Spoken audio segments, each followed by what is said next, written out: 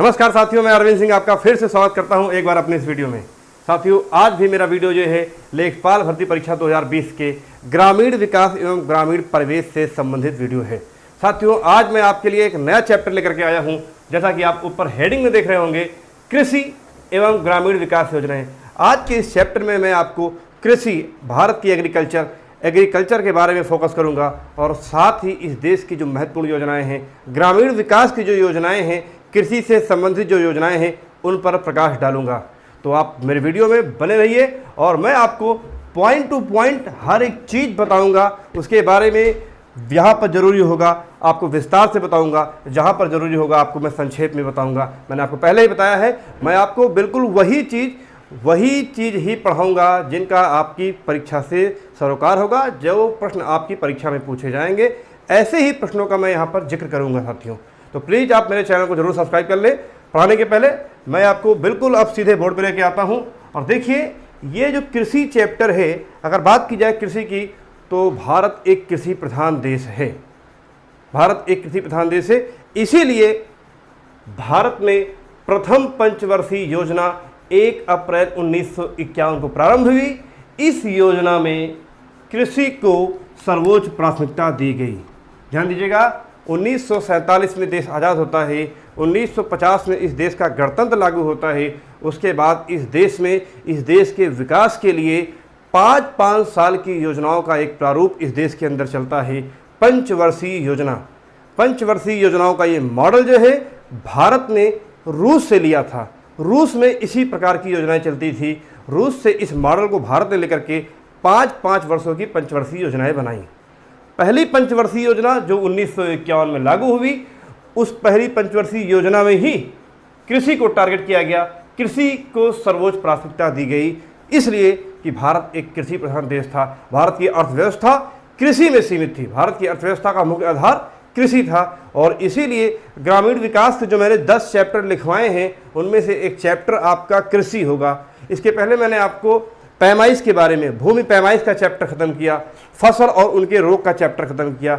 आज ही आपका कृषि और महत्वपूर्ण ग्रामीण विकास योजनाओं का चैप्टर है, तो हम इस पर प्रकाश डालते हैं। आप हर एक लाइन का, हर एक टॉपिक का नोट्स बनाते चलिए मेरे साथ। मैं हर एक चीज़ के बारे में जिक्र करता चल रहा हूँ। देखिए, ये आपका पहला पॉइंट क्लियर हो गया। नेक्स्ट बढ़ते हैं, अगले पॉइंट में है, भारत में प्रथम कृषि विश्वविद्यालय नवंबर 1960 में पंतनगर। ये पंतनगर कहाँ है? तो भारत के उत्तराखंड राज्य में खोला गया। वर्तमान में देश में 71 कृषि विश्वविद्यालय हैं। तो भारत का पहला कृषि विश्वविद्यालय, दरअसल पहला कृषि विश्वविद्यालय उत्तर प्रदेश में खोला गया था, लेकिन जब उत्तर प्रदेश से अलग होकर के उत्तराखंड राज्य बना, तो ये जो पंतनगर क्षेत्र है ये उत्तराखंड राज्य में चला गया। इसीलिए आज वर्तमान स्थिति में भारत का ये जो प्रथम कृषि विश्वविद्यालय है, जो कि नवंबर 1960 में खुला, वह वर्तमान में पंतनगर उत्तराखंड में अवस्थित है। और देश के अंदर कितने कृषि विश्वविद्यालय हैं? तो इस देश के अंदर 71 कृषि विश्वविद्यालय हैं। इसके पहले वीडियो मैंने आपको बता चुका हूं कि उत्तर प्रदेश में 3 कृषि विश्वविद्यालय हैं। ठीक है, आइए अब आगे बढ़ते हैं। नेक्स्ट अगला पॉइंट, राष्ट्रीय कृषक नीति वर्ष 2007 में बनी। ये बहुत इंपॉर्टेंट है आपका। राष्ट्रीय कृषक नीति कब बनी? वर्ष 2007 में बनी। और इसका लक्ष्य देखिए, इसका लक्ष्य किसानों की आय में बढ़ोतरी व उपज का अच्छा मूल्य दिलाना है। ये राष्ट्रीय कृषि नीति का टारगेट है, किसानों की आय में बढ़ोतरी और उनकी उपज का अच्छा मूल्य दिलाना, ये राष्ट्रीय कृषि नीति का लक्ष्य है। ठीक, नेक्स्ट आगे रखिए, भारत की 54.6 आबादी कृषि पर निर्भर है। इस देश की जो आबादी है, उस आबादी का एक बहुत बड़ा हिस्सा, आधे से ज़्यादा हिस्सा, 54.6% आबादी आज भी वर्तमान भारत की वह कृषि पर निर्भर है। कृषि ही उनकी आय का मुख्य साधन है, कृषि ही उनकी आय का मुख्य स्रोत है, 54.6% आबादी का। ठीक, नेक्स्ट आगे देखिए, अगला पॉइंट, ये वो पॉइंट है जहाँ से आपसे बहुत ज़्यादा प्रश्न आने की संभावना है, आप ये ध्यान रखिएगा। ठीक है, आगे देखिए, भारत की जीडीपी का मतलब होता है ग्रॉस डोमेस्टिक प्रोडक्शन, यानी कि सकल घरेलू उत्पाद। और सकल घरेलू उत्पाद, भारत की जीडीपी में कृषि का योगदान कितना है? भाई भारत की जीडीपी में कृषि का योगदान, सेवा क्षेत्र का योगदान, औद्योगिक क्षेत्र का योगदान, इस तरह से कई क्षेत्र मिलकर के योगदान करते हैं और तब भारत का एक सकल घरेलू उत्पाद, भारत की जीडीपी तय होती है, भारत की जीडीपी बनती है। तो उस जीडीपी में कृषि का कितना योगदान है, कृषि का हिस्सा, तो भारत की जीडीपी में कृषि का हिस्सा 17.4% है, बहुत ही कम। जब 54.6% आबादी कृषि पर निर्भर है। इस देश में आज भी भारत को कृषि प्रधान देश बोला जाता है, कृषि आय का एक प्रमुख साधन माना जाता है। ऐसी स्थिति में कृषि का योगदान इस देश की जीडीपी में, देश के विकास में कृषि का योगदान सिर्फ 17.4% है। ये बहुत ही कम है। इसका मतलब कहीं ना कहीं भारत में अभी भी सभी सरकारों की बात की जाए, इस सभी देशवासियों की बात की जाए, तो कृषि को हम उस रास्ते पर, कृषि को हम उस स्थिति में नहीं ला पाए हैं जहां से कृषि इस देश की आय में एक बहुत बड़ा योगदान करे।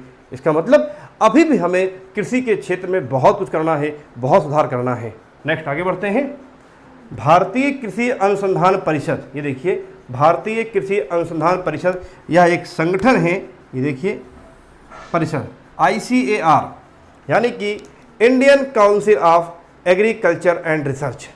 ICAR का गठन कब हुआ? 1929 में। ये एक संस्था है जो इस देश के अंदर कृषि से संबंधित महत्वपूर्ण चीज़ों, कृषि से संबंधित महत्वपूर्ण शोध, महत्वपूर्ण टेक्नोलॉजी, महत्वपूर्ण वैज्ञानिक तौर तरीकों के बारे में खोज करते हैं, यह खोज करता है। यह संगठन भारतीय कृषि अनुसंधान परिषद का गठन 1929 में हुआ और इसका हेड ऑफिस यानी मुख्यालय कहाँ है? दिल्ली में है।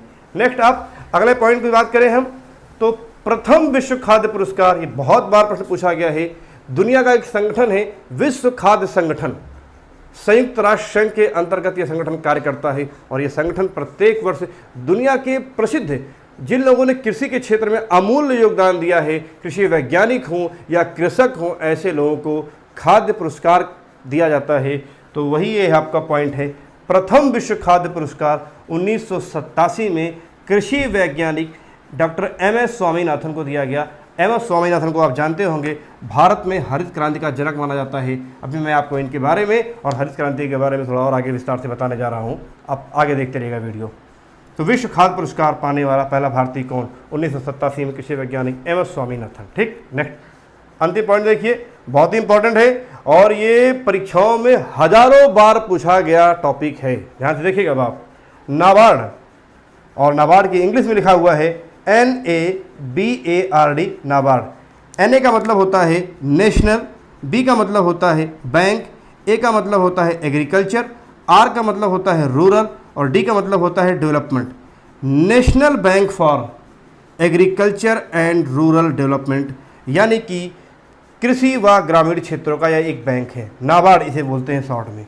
National bank for agriculture and rural development, कृषि एवं ग्रामीण क्षेत्र के विकास का बैंक है ये। तो नाबार्ड कृषि व ग्रामीण क्षेत्रों में विकास के लिए काम करने वाला सबसे बड़ा बैंक है। नाबार्ड एक बैंक है इस देश का सबसे बड़ा बैंक जो कृषि एवं ग्रामीण क्षेत्रों के विकास के लिए कार्य करता है। और नाबार्ड की स्थापना कब हुई थी? इसकी स्थापना 12 जुलाई 1982, 12 जुलाई 1982 में नाबार्ड की स्थापना होती है।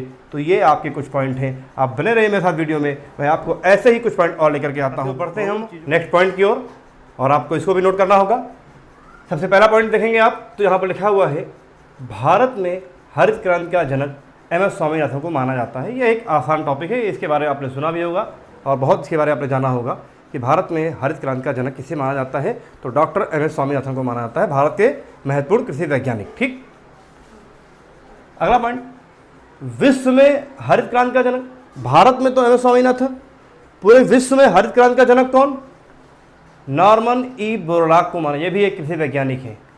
विश्व में हरित क्रांति का जनक नॉर्मन E बोरलॉग को माना जाता है। ठीक, नेक्स्ट अगला पॉइंट देखिए, हरित क्रांति शब्द का जनक, ये जो हरित क्रांति शब्द है, कृषि के क्षेत्र में जो रिवोल्यूशन हुआ, जो क्रांति की गई, उसे हरित क्रांति नाम किसने दिया? ये सबकी खोज किसने की? तो हरित क्रांति शब्द का जनक विलियम गॉड को माना जाता है। ये महत्वपूर्ण अमेरिकी वैज्ञानिक विलियम गॉड। तो हरित क्रांति शब्द का जनक विलियम गॉड को माना जाता है। भारत में हरित क्रांति का जनक MS स्वामीनाथन को माना जाता है। विश्व में हरित क्रांति का जनक नॉर्मन E बोरलॉग को माना जाता है। कृषि के क्षेत्र में फसलों की पैदावार, फसलों की उत्पादन क्षमता बढ़ाने के लिए जो एक बहुत बड़ा कदम उठाया गया, बहुत बड़ा प्रयास किया गया दुनिया में और भारत में, उस कदम को, उस बदलाव को, उस परिवर्तन को, कृषि के क्षेत्र में आमूल चूल परिवर्तन को हरित क्रांति, क्रांति का मतलब होता है परिवर्तन या बदलाव भी। क्रांति का मतलब आप सिर्फ लड़ाई झगड़े से ही मत समझिएगा। मैंने एक चैप्टर यूट्यूब पे डाला है, अगर आप जाएंगे यूट्यूब पे आप सर्च करेंगे महत्वपूर्ण क्रांतियाँ, हरित क्रांति, नीली क्रांति, पीली क्रांति, गुलाबी क्रांति, तमाम तरह की क्रांतियों के बारे में वहाँ पर पूरे विस्तार से आपको बताया है। तो ये हरित क्रांति के बारे में यहाँ से, चूँकि कृषि चैप्टर था तो मैं ये 3 टॉपिक लेकर के आया हूँ। भारत में हरित क्रांति तीसरी पंचवर्षीय योजना, भारत में हरित क्रांति कब आई? तो भारत में हरित क्रांति की शुरुआत तीसरी पंचवर्षीय योजना के दौरान इसकी शुरुआत हुई। 1966-67 का वो दौर जब भारत में हरित क्रांति की शुरुआत हुई। और हरित क्रांति का टारगेट क्या था? भारत में तमाम फसलों की उत्पादकता को बढ़ाना, स्पेशली गेहूँ की फसल पर जोर दिया गया। और हरित क्रांति का ये परिणाम हुआ कि भारत में गेहूं की पैदावार 500% तक बढ़ गई। हरित क्रांति से सबसे अधिक किस फसल को फायदा हुआ, सबसे अधिक किस फसल की पैदावार बढ़ी? तो वह है गेहूं, और गेहूं के बाद चावल की उत्पादकता भारत के अंदर बढ़ी। हरित क्रांति का मतलब है कृषि क्षेत्र में नई टेक्नोलॉजी को लाना, किसी क्षेत्र में नए साधनों को लाना, ट्यूबवेल से सिंचाई करना। हम पहले बारिश के जल से, बरसात के जल से, या नहरों के जल से, या हम तालाबों के जल से ही सीमित हुआ करते थे। लेकिन जो है ट्यूबवेल, नलकूप से सिंचाई करना, खेती में ट्रैक्टर, थ्रेशर, कल्टीवेटर, ये नई टेक्नोलॉजी, तमाम तरह की कीटनाशक, तमाम तरह की खादें, फर्टिलाइजर्स का प्रयोग करना, उर्वरकों का प्रयोग करना, खेती में नए साधनों का प्रयोग करना, यही हरित क्रांति का उद्देश्य था। और इसकी वजह से भारत में हरित क्रांति के क्षेत्र में, भारत के लगभग सभी क्षेत्रों में, भारत के सभी फसलों के उत्पादन में बहुत बड़ी बढ़ोतरी हुई। लेकिन अगर बात की जाए हरित क्रांति से सर्वाधिक किस फसल को फायदा हुआ, तो गेहूं, और उसके बाद चावल को हुआ। तो हरित क्रांति योजना तीसरी पंचवर्षीय योजना में लागू हुई। ठीक, नेक्स्ट अगला, हरित क्रांति के दौरान एक पॉइंट और देखिए आप, उसी से संबंधित है।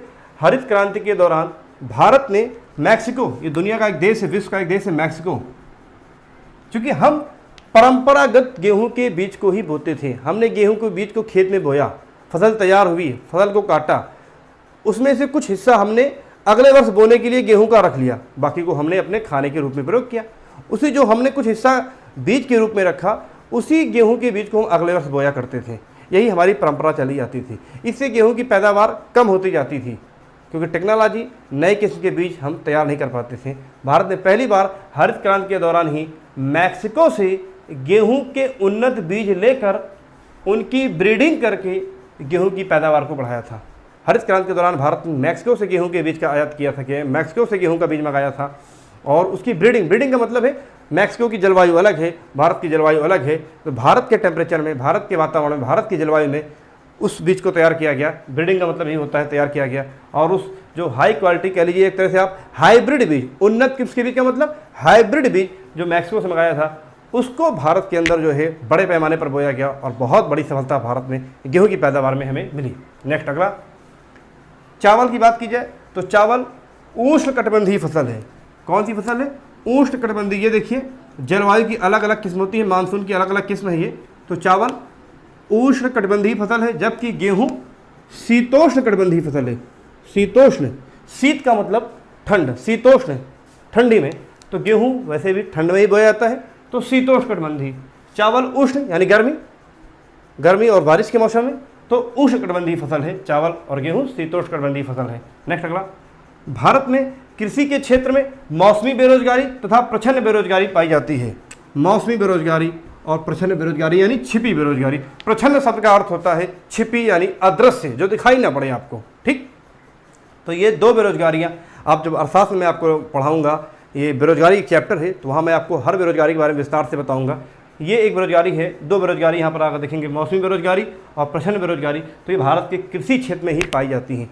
मौसमी बेरोजगारी का मतलब है कि भारत में अगर कृषि के क्षेत्र की बात की जाए तो रबी, खरीफ, जायद 3 तरह की फसलें हैं, मैंने आपको पहले पढ़ाया। अब गेहूं की बुआई का समय आ गया, तो जो गांव के सभी मजदूर हैं, जो गांव में खेती करते हैं, मजदूर हैं, उनको उस दौरान रोजगार मिल जाता है। या जब धान की खेती शुरू होती है तो गांव के मजदूरों को रोजगार मिल जाता है। उनकी बेरन को डालना, बेरन को निकालना, खेतों में लगवाना, सिंचाई करना, ये तमाम तरह की जो फसल तैयार करने में जो लगता है सारे क्रियाकलाप में, वो ये सारे मजदूर लग जाते हैं। जब धान की खेती खेत में लग गई, उसके बाद मजदूरों के पास कोई काम नहीं रहा। गेहूं की बुआई हो गई, मजदूरों के पास कोई काम नहीं रहा।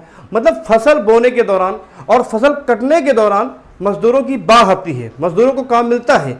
जैसे ही फसल बोने का समय खत्म, फसल कटने का समय खत्म, वही मजदूर जो फसल को काटते हैं या फसल को बोने में लगे होते हैं वो बेचारे घर बेकार बैठ जाते हैं। तो मौसमी बेरोजगारी, मौसम के हिसाब से फसल बोने का मौसम आया तो काम मिल गया, मौसम खत्म तो घर बैठ गए, ये हो गया मौसमी बेरोजगारी। प्रच्छन्न बेरोजगारी या छिपी बेरोजगारी की बात की जाए, ऐसा होता है जब किसी काम में आवश्यकता हो 10 आदमी की और कार्य करने वाले हो जाए 15 लोग। भाई अगर आप किसी काम में आवश्यकता 10 आदमी की है तो उस पूरे काम का जो मेहनताना होगा वो 10 आदमियों में बराबर बटेगा और 10 ही आदमियों की आवश्यकता है, ये इसका मानक है। लेकिन 15 आदमी उस काम को करने आ गए, काम वही आ गए 15 आदमी, तो उस पूरे काम का जो मूल्य बनेगा अब वो 10 आदमियों में नहीं बटेगा, वो 15 आदमियों में बटेगा। मतलब उन्हीं 10 के अंश को ही काट करके उन 5 को दिया जाएगा। तो छिपी बेरोजगारी, आवश्यकता है हमें 10 आदमी की लेकिन काम करने आ गए 15 आदमी, 18 आदमी, 20 आदमी, और उन्हीं 10 के हिस्से को ही, उन्हीं 10 की जो आय होगी उसी से हम काट करके उन लोगों को पैसा देंगे, उन लोगों को हम आय देंगे। ये छिपी बेरोजगारी। छिपी का मतलब हम देख नहीं पाते, वास्तव में बेरोजगारी दिखाई नहीं पड़ती लेकिन बेरोजगारी होती है। एक खेत में धान लगवाना है, 10 आदमी का काम है लेकिन चले आए 18 आदमी।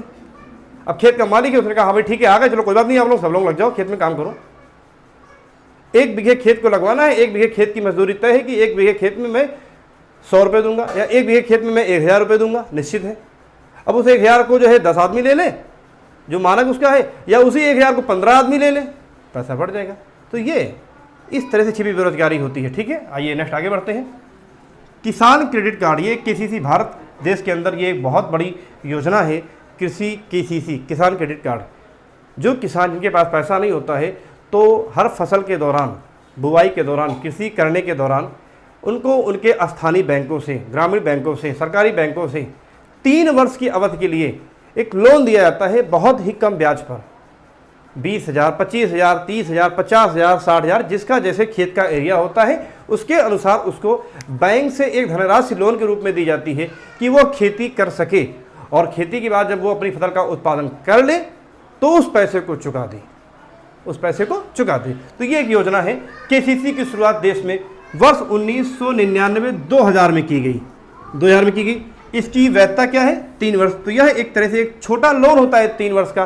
किसानों को एक धनराशि, निश्चित धनराशि दी जाती है कि खेती वो कर लें, उनको बुआई के लिए बीज की, खाद की आवश्यकता पड़ती है। किसान के पास पैसा कहाँ से आएगा? तो बैंक को पैसा मुहैया कराता है, किसान फसल तैयार कर लेगा और उस फसल का जो मुनाफा होगा उनमें से जो है वो अपने लिए भी रखेगा और बैंक के पैसे को भी चुका देगा, लोन को भी चुका देगा। ठीक, नेक्स्ट आगे बढ़ते हैं। उत्तर प्रदेश में चकबंदी योजना, ये देखिए चकबंदी योजना। चकबंदी का मतलब होता है, चकबंदी का मतलब होता है चक की बंदिश करना। चक मतलब होता है खेत, खेत को बांधना, चक को बांधना, चकबंदी ये होता है। चक का मतलब खेत। ठीक, ऐसा होता था उस जमाने में 1954 के पहले या आज़ादी के पहले की बात की जाए, किसी भी आदमी के पास एक गांव में खेत हैं, ढेर सारे खेत हैं, लेकिन वो कई दूर दूर हैं। एक खेत आपका पूर्वी कोने पर है, एक खेत आपका दक्षिणी कोने पर है। आपका एक खेत गांव के एक छोर पे है तो आपका दूसरा खेत गांव के दूसरे छोर पे है। अब आप अपने उस खेत की खेती करने के लिए आपको बहुत मुश्किल होती है। आप वहाँ भी पहुँचो, आप वहाँ भी पहुँचो, उस छोर पर पहुँचो, उस छोर पर पहुँचो, आप कितने ट्यूबवेल लगाएंगे, आप कैसे कहाँ कहाँ तक पहुँचेंगे? तो बड़ी असुविधा होती थी। इसलिए सरकार ने चलाई चकबंदी योजना। चकबंदी योजना में क्या होता था? आपकी चक यानी खेत के जो ये बिखरे हुए दूर दूर खंड हैं, बिखरे हुए जो अंश हैं, उन सारे अंशों को एक साथ इकट्ठा कर देना। आपका एक खेत पूर्वी कोने पर, एक खेत पश्चिमी कोने पर, एक खेत उत्तरी और एक खेत दक्षिणी कोने पर है उस गांव में। उन चारों जो कोनों के खेत हैं उनको एक साथ एक जगह इकट्ठा कर देना। आपकी सारी दूर दूर की चकों को बांध देना, बंद कर देना, यानी बांध देना। चकबंदी योजना। इससे क्या हुआ? आपकी जो दूर दूर बिखरी हुई चकें थी वो एक साथ इकट्ठा हो गई। आपकी सारी ऊर्जा अब एक जगह पर लगेगी। आप एक ही जगह नलकूप लगवा लीजिए, एक ही जगह ट्यूबवेल लगवा लीजिए, अपने सारे खेतों को सींच दीजिए। ये चकबंदी योजना। तो इसकी शुरुआत कब हुई? उत्तर प्रदेश में चकबंदी योजना का प्रारंभ वर्ष 1954 में हुआ। और बहुत ही ये इंटरेस्टिंग टॉपिक है। 1954 में कहाँ से हुआ? मुजफ्फरनगर जिला है, मुजफ्फरनगर की कैराना तहसील व अमेठी जिले की, अमेठी का मतलब तत्कालीन सुल्तानपुर जिला, अमेठी जिले की मुसाफिर खाना तहसील से हुई। ये 1954 में चकबंदी योजना की शुरुआत इस प्रदेश के अंदर, यूपी के अंदर हुई। 1958 से पूरे प्रदेश में ये योजना लागू हुई। ठीक, क्लियर। आगे बढ़ते हैं। नेक्स्ट अगला, उत्तर प्रदेश में राज्य कृषि प्रबंधन संस्थान, यह एक प्रबंधन संस्थान है। राज्य कृषि प्रबंधन संस्थान ये कहाँ पर अवस्थित है? रहमान खेड़ा। ये लखनऊ में एक जगह है रहमान खेड़ा, रहमान खेड़ा में स्थित है यह संस्थान। कहाँ पर है? ठीक है ना, ये पूछा गया कई बार परीक्षाओं में। अंतिम पॉइंट देखिए, उत्तर प्रदेश में गेहूं की सर्वाधिक उत्पादकता वाला क्षेत्र। अब मैं आपको थोड़ा यूपी पे फोकस करता चल रहा हूँ, क्योंकि आप यूपी लेखपाल भर्ती का पेपर देने जा रहे हैं, आपसे आपको प्रश्न पूछा जाएगा। उत्तर प्रदेश में गेहूं की सर्वाधिक उत्पादकता वाला क्षेत्र गंगा घाघरा दोआब क्षेत्र है। गंगा घाघरा दोआब क्षेत्र, ये देखिए इस प्रदेश में मैंने कहा आपको अलग अलग क्षेत्र हैं। गंगा घाघरा का दोआब क्षेत्र है, मैदानी इलाका है, पठारी इलाका है, पर्वतीय इलाका है, तमांतर के इलाके हैं, तो उनको अलग अलग किसी के क्षेत्रों में बांटा गया है। तो गेहूं की सर्वाधिक उत्पादकता वाला क्षेत्र गंगा घाघरा दोआब क्षेत्र। अब ये गंगा घाघरा दोआब क्षेत्र समझने के लिए आप अपने मन में कल्पना कर लीजिए, अवध का क्षेत्र, पश्चिमी उत्तर प्रदेश का क्षेत्र। अवध और पश्चिमी उत्तर प्रदेश के क्षेत्र में गेहूं की पैदावार बहुत बड़े पैमाने पर होती है, बहुत ज़्यादा होती है, और इन्हें ही गंगा व घाघरा का दोआब क्षेत्र कहते हैं। अवध और पश्चिमी उत्तर प्रदेश का क्षेत्र गंगा घाघरा दोआब क्षेत्र। दोआब का मतलब होता है दो नदियों के बीच का क्षेत्र। दोआब का मतलब दो नदियों के बीच का क्षेत्र, और ऐसे क्षेत्रों को, दोआब के क्षेत्रों को बहुत उपजाऊ माना जाता है, क्योंकि वहाँ पर पानी की उपलब्धता बनी रहती है। ठीक है, आगे देखिए, जबकि धान की सर्वाधिक उत्पादकता वाला क्षेत्र तराई क्षेत्र व पूर्वांचल है। यूपी में तराई क्षेत्र, अगर आप तराई क्षेत्र की बात करेंगे जो है, तो आप चले जाइए बहराइच, आप चले जाइए जो है आपका बस्ती, आप चले जाइए सिद्धार्थनगर, संत कबीर नगर, और साथ ही आप पूर्वांचल में बढ़ते जाइए, मऊ, बलिया, गाजीपुर, ये जो क्षेत्र है पूर्वांचल के जो है सभी क्षेत्र हैं। तो तराई क्षेत्र और पूर्वांचल के क्षेत्र में धान की पैदावार बहुत ज़्यादा होती है। ये कुछ अहम टॉपिक आप नोट करते चलिए। इसी तरह से मैं आपको और भी टॉपिक आगे नोट करवा रहा हूँ, आप बने रहे वीडियो में, और प्लीज़ मेरे चैनल को आते हैं और आप अपने अगले टॉपिक पे आते हैं। साथियों, कृषि के संबंधित क्षेत्र में जो है ये आपके महत्वपूर्ण टॉपिक में लिखवाते जा रहा हूँ। आपको हर चीज़ को ट्रिक से नहीं याद करना होगा, आपको रटना भी होगा कुछ चीज़ें जो है, आपको दिमाग में अपने बैठानी होगी कुछ चीज़ें, और इसीलिए आप टॉपिक वाइज नोट्स बनाते चलिए। ये आज आपका जो चैप्टर है कृषि, यहाँ पर आपको सिर्फ पॉइंट टू पॉइंट, लाइन से लाइन ही चीज़ें आपको पूछी जाएंगी, और आपको उसके 4 विकल्प दिए जाएंगे। हम बढ़ते हैं आगे अगले टॉपिक की ओर। मैंने कहा कि मैं अभी आपको अब स्पेशली यूपी पर फोकस कर रहा हूँ, कृषि के क्षेत्र में यूपी से संबंधित जानकारी। ऊपर का टॉपिक देखिए आप, सबसे पहला है उत्तर प्रदेश में अफीम की खेती। अफीम ये नशे की चीज़ है। उत्तर प्रदेश में अफीम की खेती के लिए बाराबंकी व गाजीपुर प्रसिद्ध है।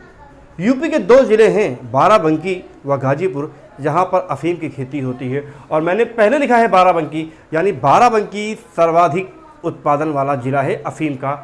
ठीक है, बाराबंकी व गाजीपुर प्रसिद्ध है। गाजीपुर में एकमात्र अफीम फैक्ट्री है, यह क्वेश्चन पूछा गया है परीक्षाओं में कई बार। पूरे यूपी में एक ही अफीम फैक्ट्री है, और वो उत्तर प्रदेश के गाजीपुर जिले में है। ठीक, आगे आइए। मूंगफली का उत्पादन क्षेत्र रुहेलखंड है। यूपी में, उत्तर प्रदेश में मूंगफली का सर्वाधिक उत्पादन क्षेत्र कौन सा है? रुहेलखंड क्षेत्र है। रुहेलखंड का मतलब बरेली का क्षेत्र। बरेली भी अपने आप में एक जोन है, मंडल है, तो बरेली के आसपास का क्षेत्र जो है वहाँ पर मूंगफली का उत्पादन पूरे यूपी में सर्वाधिक होता है। नेक्स्ट आगे, उत्तर प्रदेश में दशहरी आम के लिए मलिहाबाद, ये एक जगह है लखनऊ में, दशहरी आम के लिए मलिहाबाद, ये देखिए दशहरी आम।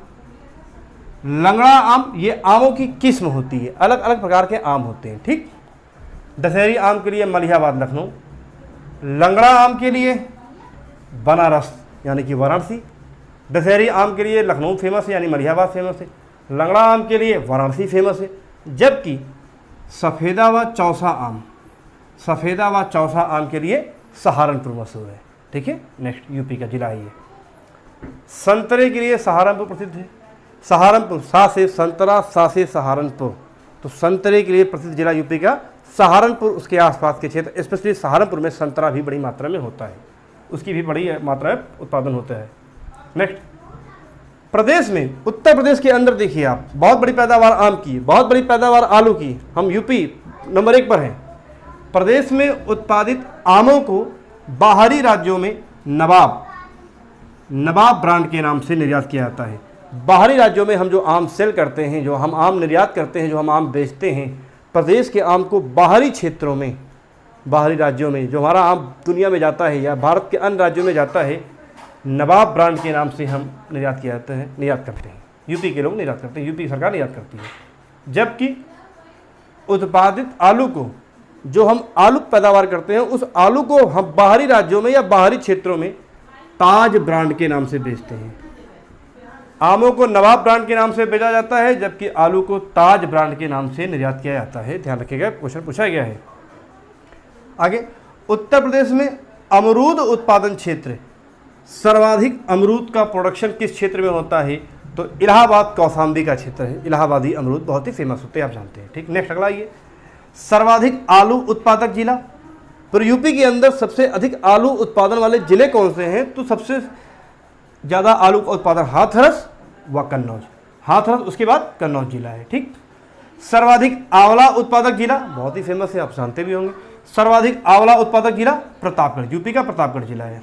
नेक्स्ट आगे देखिए, उत्तर प्रदेश में पान का सर्वाधिक उत्पादन, पान जो हम खाते हैं, सर्वाधिक उत्पादन बनारस में नहीं होता है। आप बनारसी पान की ओर मत जाइएगा, ठीक है, बनारस का पान अच्छा होता है, लेकिन पान का सर्वाधिक उत्पादन प्रोडक्शन, सर्वाधिक उत्पादन जिला महोबा है, और पान का अनुसंधान केंद्र भी महोबा में ही है।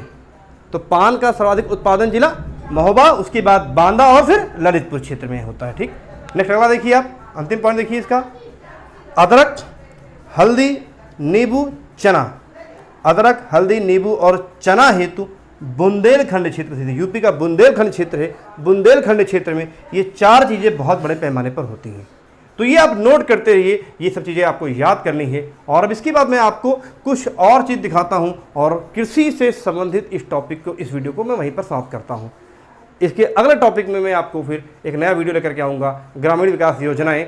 आज ये जो टॉपिक मैंने हेडिंग डाली थी, कृषि एवं ग्रामीण विकास योजनाएँ, क्योंकि वीडियो लंबा ना बने इसीलिए मैं सिर्फ कृषि पे फोकस करता हूँ।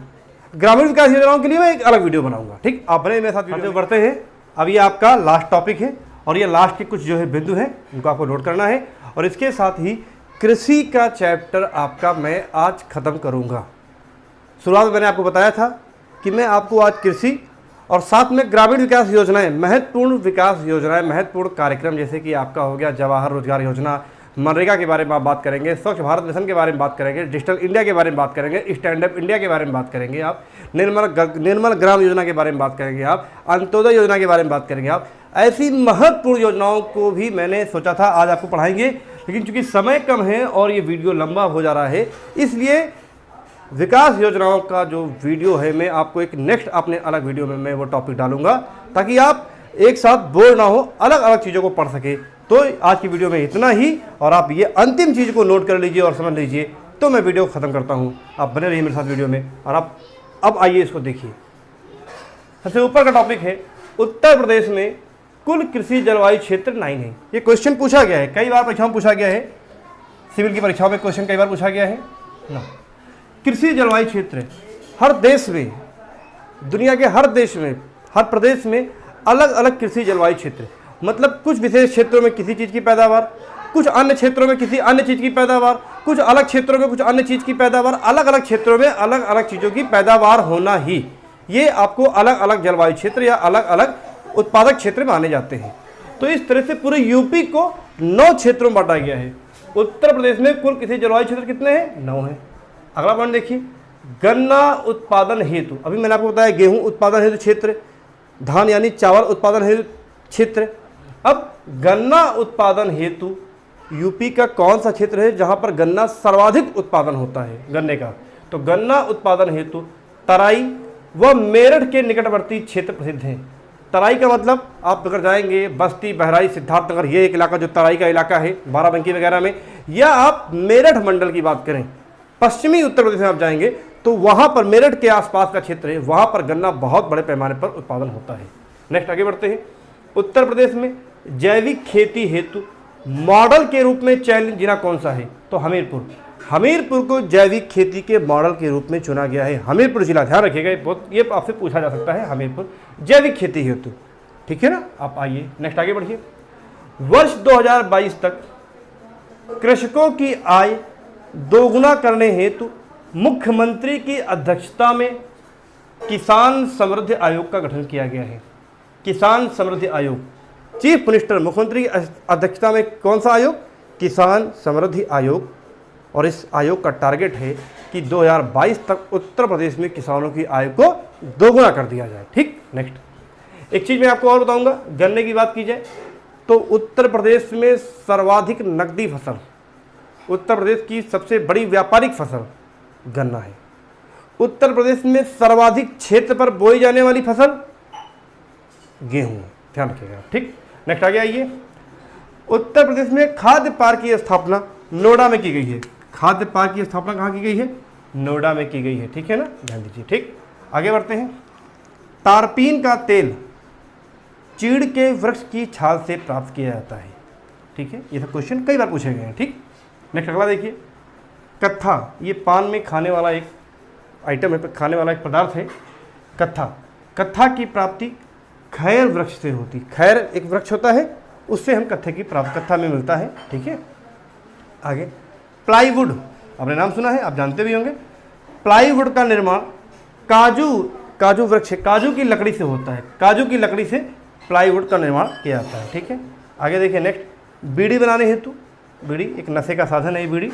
बीड़ी बनाने हेतु तेंदू वृक्ष, एक वृक्ष है उसका नाम है तेंदू। तेंदू वृक्ष के पत्तों का प्रयोग होता है बीड़ी बनाने हेतु। ठीक है, नेक्स्ट अगला पॉइंट देखिए आप। दिया सलाई मतलब माचिस की तीली। दिया सलाई निर्माण हेतु पॉपुलर व सेमल वृक्ष की लकड़ी का प्रयोग करते हैं। पॉपुलर व सेमल, ये दिया सलाई माचिस तीली के पॉपुलर व सेमल वृक्ष की लकड़ी का प्रयोग करते हैं। और ये साउथ दक्षिण भारत में बहुत बड़े पैमाने पर होते हैं, इसीलिए अक्सर माचिस के जो कारखाने हैं वो ज़्यादातर दक्षिण भारत में बहुत बड़े पैमाने पर हैं। ठीक, आगे देखिए। किसानों का मित्र केचुआ, आप जानते होंगे। किसानों का मित्र केचुआ व शत्रु यूकेलिप्टस, यानी कि सफ़ेदे का पेड़। यूकेलिप्टस को ही कहते हैं सफ़ेदा, सफ़ेदा को माना जाता है। किसानों का मित्र केचुआ, किसानों का शत्रु यूकेलिप्टस यानी कि सफ़ेदा। केचुआ क्यों? केचुआ मिट्टी को खोद करके मिट्टी के नीचे तक पहुंच जाता है, और जब मिट्टी के नीचे पहुंचता है तो वो एक बिल बनाता जाता है। उस बिल के माध्यम से ज़मीन की आंतरिक सतह में भी, ज़मीन की अंदर की सतह में भी हवा पहुंच जाती है, सूर्य का प्रकाश पहुंच जाता है। इससे वह मिट्टी बहुत उपजाऊ हो जाती है। इसलिए किसान मिट्टी को भुरभुरा कर देता है, मिट्टी को चाल देता है, इसीलिए केचुआ किसानों का मित्र। जबकि यूकेलिप्टस यानी सफ़ेदा किसानों का शत्रु। क्यों? क्योंकि यूकेलिप्टस जिस भी क्षेत्र में लगा होता है वहाँ वो जल स्तर को नीचे करता जाता है। यूकेलिप्टस की जड़ें बहुत नीचे तक जाती हैं और वो जल स्तर को नीचे करता है। पानी की कमी उस क्षेत्र में हो जाती है, इसीलिए उसे कहा गया है किसानों का शत्रु, क्योंकि वहाँ पर अन्य फसल को पैदा होने में जब पानी की कमी होगी तो अन्य फसल पैदा नहीं होंगी। ठीक, आगे देखिए। आज की वीडियो का अंतिम टॉपिक है कृषि विभाग द्वारा प्रति हेक्टेयर अधिकतम उत्पादन करने वाले कृषकों को प्रतिवर्ष स्वर्गीय चौधरी चरण सिंह, ये भारत के पूर्व प्रधानमंत्री हैं, स्वर्गीय चौधरी चरण सिंह के जन्म दिवस 23 दिसंबर को सम्मानित किया जाता है। 23 दिसंबर को हम भारत में 23 दिसंबर को जो है प्रत्येक किसान को, जो सर्वश्रेष्ठ कृषक होता है वो उसको सम्मान दिया जाता है, क्योंकि पूर्व प्रधानमंत्री चौधरी चरण सिंह ये भी एक किसान थे और इन्होंने किसानों के हित में बहुत कार्य किया, इसीलिए भारत के बहुत बड़े किसान नेता ये माने जाते हैं। और इन्हीं के जन्म दिवस पर 23 दिसंबर को सर्वश्रेष्ठ कृषक को सम्मान किया जाता है जो सबसे अधिक उत्पादन करता है। तो इस तरह से कृषि से संबंधित बहुत सारे टॉपिक आज आपके सामने मैं लेकर के आया और कृषि चैप्टर को मैंने कंप्लीट किया। इसी तरह आप मेरे वीडियो को लगातार देखते रहिए, मैं आपको बिल्कुल इम्पोर्टेंट और सेलेक्टेड चीज़ें ही लेकर के आऊँगा।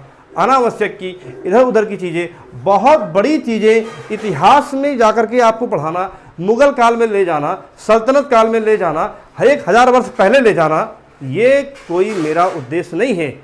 जैसा कि अन्य लोग कर रहे हैं, मैंने बहुत से वीडियो देखे हैं। आपको मतलब लेखपाल की परीक्षा 100 नंबर की, सिर्फ एक एग्ज़ाम होगा, प्री नहीं होना है, मेंस नहीं होना है, इंटरव्यू नहीं होना है कि आपको पूरा एक बड़ा सा बोरिया बिस्तर बांध ले। आपको जब पढ़ाएं वो भूमि पैमाइश के बारे में तो आपको पता लगे 20 पन्ने का नोट्स भूमि पैमाइश का। कृषि को पढ़ाएंगे तो 20 पन्ने का नोट्स कृषि का, तो कितना आप पढ़ेंगे? समय कम है, 3-4 महीने का है। और यही चीज़ें हैं भारत के अंदर हर वनडे कंपटीशन के लिए, ये सारे टॉपिक आपके पर्याप्त हैं। अगर आप सिविल की तैयारी करते हैं तो हाँ, वहाँ पर आपको बड़े स्तर पर पढ़ाई करनी होगी। लेकिन जितने भी वनडे हैं, एसएससी की बात करो आप, रेलवे की बात करो आप, आर्मी की बात करो आप, जो है लेखपाल की बात करो आप, पुलिस की बात करो आप, ये सारे टॉपिक जो भी है, अगर आप बात करें कृषि की, मैं आपको जीएस कोई टॉपिक पढ़ा रहा हूँ, मैं आपको हिंदी का कोई टॉपिक पढ़ा रहा हूँ, बहुत सी वीडियो मेरे यूट्यूब पर पड़े हैं, आप देखेंगे तो मेरा सिर्फ टारगेट है कि जो ग्रामीण क्षेत्र है, जो असली ग्रामीण भारत है, जहाँ के बच्चे बड़ी कोचिंगों में नहीं पहुँच पाते हैं, इनके पास बहुत साधन नहीं उपलब्ध है, उस असली ग्रामीण भारत के जो मिडिल क्लास मध्यम वर्ग के बच्चे हैं, उनके लिए मैं यूट्यूब पर ऐसे वीडियो बना रहा हूँ। मैं जॉब में हूँ और समय निकाल के मुझे वीडियो बनाना होता है, लेकिन मेरा उद्देश्य उन छात्रों के लिए है, उन साथियों के लिए है जिनके पास कोई अन्य संसाधन नहीं है, बहुत कम संसाधन में वो पढ़ाई करते हैं। ऐसे लोगों के लिए मैं बिल्कुल ही, जिनके पास किताबें नहीं हो, आपको मेरे वीडियो देखने के बाद किताबें नहीं खरीदना है, आप वीडियो देखिए, नोट्स बनाइए और पढ़ाई करते रहिए। आज की मेरी वीडियो में इतना ही। धन्यवाद साथियों, और प्लीज़ मेरे चैनल को जरूर सब्सक्राइब करें। नमस्कार।